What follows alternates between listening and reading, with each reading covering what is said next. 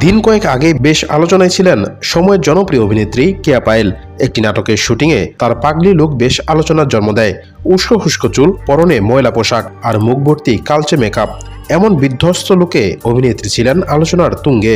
এবার এমন আবহে নিজের চেনা ছন্দের গ্ল্যামারাস লুকে ধরা দিলেন কেয়া পায়েল।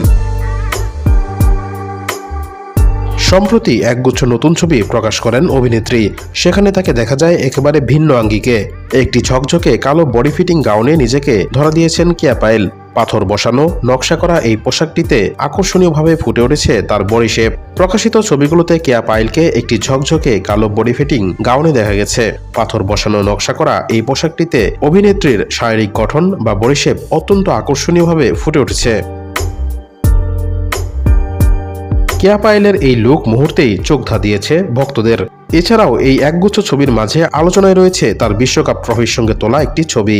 ধারণা করা হচ্ছে গত 14 জানুয়ারি ঢাকা রেডিসন ব্লু হোটেলে যখন বিশ্বকাপ ট্রফি প্রদর্শনীর জন্য আনা হয়েছিল, অভিনেত্রী তখনই এই ছবিগুলো তুলেছিলেন। কেয়া পায়েলের এই পোস্টের নিচে ভক্তরা নানা রকম মন্তব্য করেছেন। একজন লিখেছেন, পাগলি সাজটা সে ছিল, এইটার থেকেও বেটার। আরেকজন ট্রফি ও অভিনেত্রীর সঙ্গে তুলনা করে মজার ছলে লিখেছেন, কালো ড্রেস পরা ট্রফিটা আমার। অন্যদিকে কেউ কেউ অভিনেত্রীর সেই পাগলি লুকের রেশ টেনে মজা করে বলেছেন, পাগলি এই ড্রেস পাইল কোথায়।